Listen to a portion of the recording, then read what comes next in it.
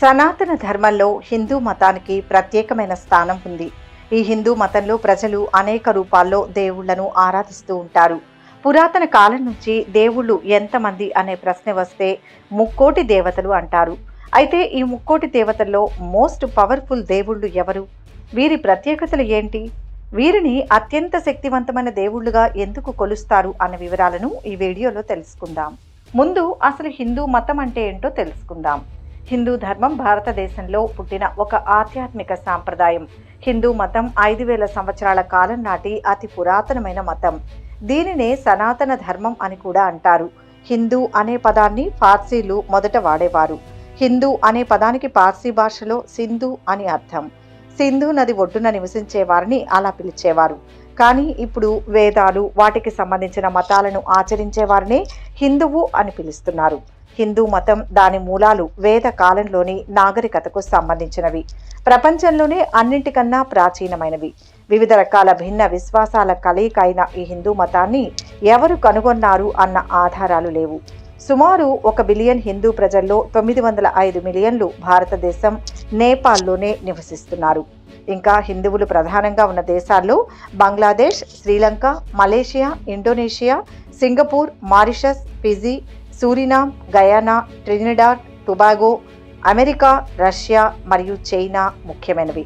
హిందువుల వేద సంపద చాలా అమూల్యమైనది. ఈ వేదాలు వేదాంత శాస్త్రం, తత్వశాస్త్రం, పురాణాలు ధర్మాన్ని ఆచరించడానికి కావలసిన లోతైన జ్ఞానాన్ని ఇస్తాయి. సాంప్రదాయం ప్రకారం వేదాలు, ఉపనిషత్తులు అతి పురాతనమైనవి, ముఖ్యమైనవి, ప్రామాణికమైనవి. ఇంకా తంత్రాలు, ఆగమాలు, పురాణాలు, మహాకావ్యాలైనటువంటి రామాయణం, మహాభారతం కూడా ముఖ్యమైనవే.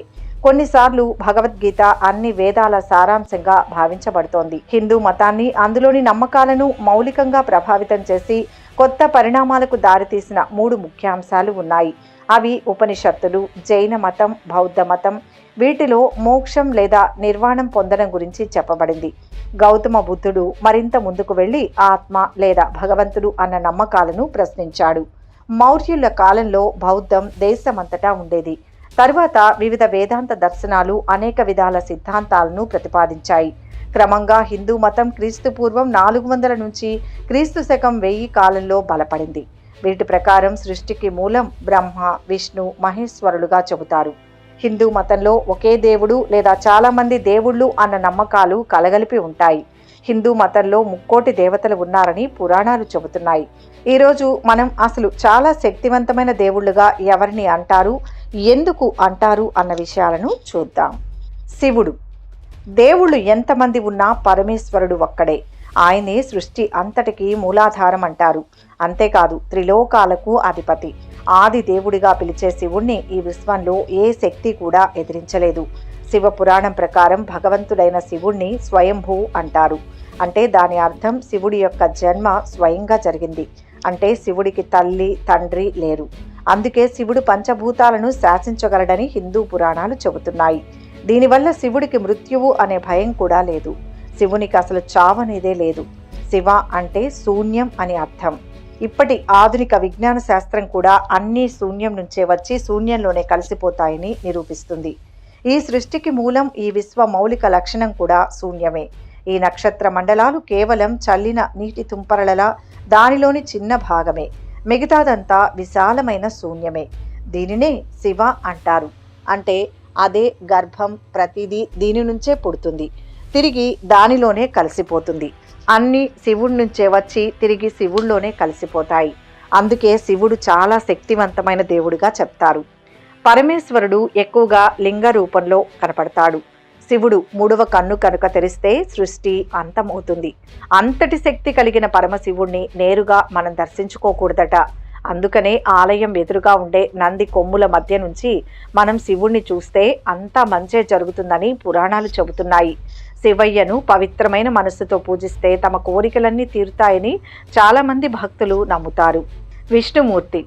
పురాణాల ప్రకారం ధర్మం పక్కదారి పట్టినప్పుడు ఈ లోకంలో ధర్మాన్ని కాపాడడానికి సాక్షాత్తు త్రిమూర్తులలో ఒకరైన శ్రీ విష్ణు భగవానుడు వివిధ అవతారాలు ఎత్తి ధర్మాన్ని కాపాడుతూ ఉన్నాడని చెబుతారు. ఆ విధంగా ఒక్కో యుగంలో ఒక్కో అవతారాన్ని ఎత్తాడు విష్ణుమూర్తి. మత్స్య అవతారం. హయగ్రీవుడనే రాక్షసుడు వేదాలను అపహరించి సముద్రంలో దాచిపెట్టగా ఆ వేదాలను తిరిగి బ్రహ్మ దగ్గరకు చేర్చడానికి సాక్షాత్తు ఆ శ్రీమన్నారాయణుడు మత్స్య అవతారం ఎత్తి సముద్ర గర్భంలోకి వెళ్లి వేదాలను తీసుకుని తిరిగి బ్రహ్మకు అందచేస్తాడు. కూర్మావతారం. దేవతలు రాక్షసులు సముద్ర మదనం చేస్తున్న సమయంలో కవ్వంగా ఉన్న మందర పర్వతం సముద్రంలో మునిగిపోతున్న సమయంలో ఆ విష్ణు భగవానుడు కూర్మావతారం ఎత్తి మందర పర్వతం కింద ఆసరాగా ఉంటాడు. ఆ విధంగా సముద్రం నుంచి అమృతం ఉద్భవిస్తుంది. వరాహ అవతారం. హిరణ్యాక్షుడు అనే రాక్షసుల రాజు దేవతలను గెలిచి స్వర్గాన్ని ఆక్రమించేటప్పుడు యజ్ఞం నిర్వహిస్తుంటాడు. అప్పుడు విష్ణుమూర్తి వరాహ అవతారం ఎత్తి హిరణ్యాక్షుడి యజ్ఞం చెడగొడతాడు. నరసింహ అవతారం. హిరణ్యాక్షుడి తర్వాత తన సోదరుడు హిరణ్యకశిపుడు దేవలోకాలను ఆక్రమించడం కోసం యజ్ఞ భాగాలను అపహరించడం విష్ణు భగవానుడు నరసింహ అవతారంలో అతన్ని సంహరించాడు. వామన అవతారం. బలిచక్రవర్తి ఇంద్రుడు స్వర్గం నుంచి దేవతలను త్వరగా శ్రీహరి వామనుడి అవతారం ఎత్తి బలిచక్రవర్తిని 3 అడుగుల స్థలం అడుగుతాడు. 2 అడుగులు ఆకాశం భూమిపై పెట్టి 3వ అడుగు బలిచక్రవర్తి మీద పెట్టి అధ పాతాళానికి తొక్కేస్తాడు. పరశురాముడు. శ్రీహరి అంశతో జమదగ్నికి పరశురాముడు పుట్టి మదాంధులైన రాజులను 21 సార్లు దండయాత్రలు చేసి సంహరిస్తాడు. శ్రీరాముడు. రావణ కుంభకర్ణులను సంహరించడానికి దేవతలు ప్రార్థించిన తర్వాత దశరథుని మహారాజునకు శ్రీరాముడిగా జన్మించి సీతాపహరణ తర్వాత రావణాసురుడు కుంభకర్ణులను చంపుతాడు. కృష్ణావతారం. ద్వాపర యుగంలో అధర్మ ప్రవృత్తులైన రాజుల వల్ల భూభారం పెరగడం వల్ల భూదేవి కోరిక మేరకు విష్ణు భగవానుడు కృష్ణావతారంలో జన్మించి కంసుణ్ణి సంహరిస్తాడు. బుద్ధావతారం. ఒకప్పుడు రాక్షసులు విజృంభించి దేవలోకంపై దండెత్తి దేవతలను ఓడించి తరిమివేశారు. దేవతలు ప్రార్థించగా మాధవుడు బుద్ధావతారంలో శుద్ధోదనుని కుమారుడిగా జన్మిస్తాడు. కల్కి అవతారం. బుద్ధుడి బోధనల వల్ల అధర్మ పరులైన రాజులు ప్రజాకంటకులై ప్రవర్తిస్తారు. ప్రజలు కూడా అన్యాయంగా వేద కర్మలను ఆచరించరు.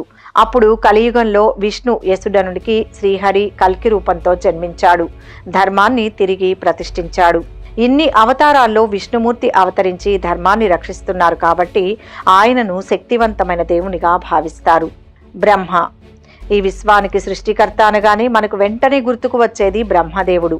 బ్రహ్మ 4 ముఖాల నుంచి 4 వేదాలు ఆవిర్భవించారు. ఈయన త్రిమూర్తుల్లో ఒకరు. బ్రహ్మ విష్ణుదేవుడి కమలం నాభి నుంచి ఉద్భవించాడని నమ్ముతారు. అయితే కొన్ని పురాణాలలో మాత్రం బ్రహ్మ స్వయంభూగా అవతరించాడని నమ్ముతారు.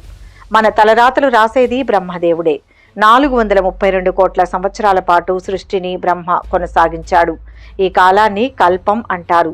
ఇది బ్రహ్మకు ఒక పగలు. కల్పం ముగిశాక పెద్ద ప్రళయం వచ్చి సృష్టి మొత్తం తుడిచిపెట్టుకొని పోతుంది. ఇది కల్పాంతం. కల్పాంతం 432 కోట్ల సంవత్సరాల పాటు కొనసాగుతుంది. అది బ్రహ్మకు రాత్రి. ఒక కల్పం కల్పాంతం కలిస్తే బ్రహ్మకు ఒక రోజు. ఇలాంటి రోజులు 360 గడిస్తే అది బ్రహ్మకు ఒక సంవత్సరం. ఇలాంటి సంవత్సరాలు 100 గడిస్తే బ్రహ్మకు ఆయుర్దాయం తీరిపోతుంది. అప్పుడు ఇప్పుడున్న బ్రహ్మస్థానంలో ఇంకొకరు బ్రహ్మత్వం పొందుతారు అని పురాణాల్లో చెప్పబడింది. అందుకే బ్రహ్మను శక్తివంతమైన దేవుడిగా చెబుతారు. హనుమంతుణ్ణి కాబోయే బ్రహ్మగా చెబుతారు. దుర్గాదేవి. దుర్గాదేవి శక్తి స్వరూపిణి. దుర్గాదేవికి మరో పేరు భవానీ, అంబ, చండిక, పార్వతి, వైష్ణోదేవి, ఇలా వివిధ రకాల పేర్లు ఉన్నాయి. అమ్మవారు అత్యంత శక్తివంతమైన శక్తులు కలిగి ఉంటుంది. దుర్గాదేవి చేతుల్లో వివిధ రకాల ఆయుధాలు ఉంటాయి. దుర్గతులను నివారించే మహాశక్తి స్వరూపంగా అమ్మవారు నవరాత్రులలో అష్టమి తిథిలో దుర్గాదేవిగా దర్శనమిస్తుంది. ఈ అవతారంలో అమ్మ దుర్గముడనే రాక్షసుని సంహరించినట్లు పురాణాలు చెబుతున్నాయి. పంచ ప్రకృతి స్వరూపాలలో మొట్టమొదటిది దుర్గారూపం. భవబంధాలలో చిక్కుకున్న మనిషిని ఈ మాత అనుగ్రహించి మోక్షాన్ని ప్రసాదిస్తుంది. కోటి సూర్య ప్రభలతో వెలుగొందే ఈ అమ్మవారిని దర్శించుకుంటే శత్రుబాధలు తొలగిపోతాయని నమ్మకం. అంతేకాదు అన్నింటా విజయాలు సాధిస్తారని భావిస్తారు.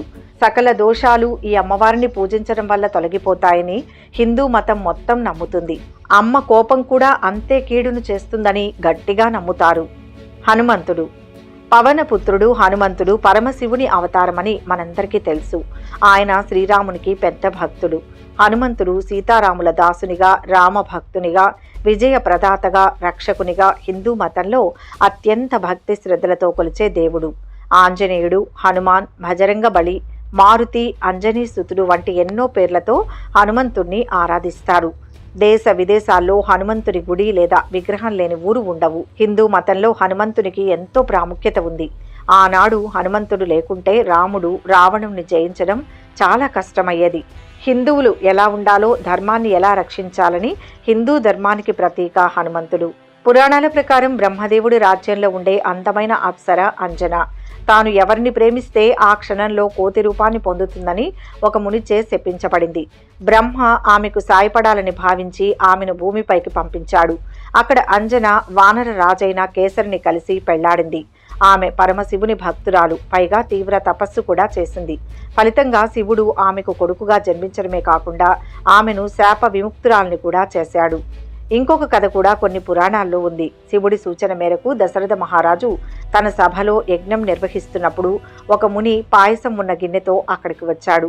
ఆయన దశరథునికి ఆ పాయసాన్ని తన 3 భార్యలకు తినిపించమని చెప్పాడు. కౌసల్య తినవలసిన భాగం ఒక గద్ద తన్నుకుపోయి ధ్యానం చేస్తున్న అంజన వద్దకు వెళ్ళింది. శివుడి సూచనల ప్రకారం వాయుదేవుడు ఆ పాయసాన్ని అంజన చేతుల్లో పడేలా చేస్తాడు. అది పరమశివుని ప్రసాదంగా భావించిన అంజన దాన్ని తినడం వలన శివుని అవతారమైన పవనపుత్రుడని కూడా పిలువబడే హనుమంతుడు పుట్టాడని అంటుంది. ఇలా ఏ కథలో అయినా శివుని అంశే హనుమంతుడని చెబుతారు. అందుకే హనుమంతుడిని శక్తివంతమైన దేవుడిగా చెబుతారు. ఈ వీడియో కనుక మీకు నచ్చినట్లయితే లైక్ చేయండి, షేర్ చేయండి. మరిన్ని ఇంట్రెస్టింగ్ విషయాల కోసం మా ఛానల్ను సబ్స్క్రైబ్ చేసుకోండి.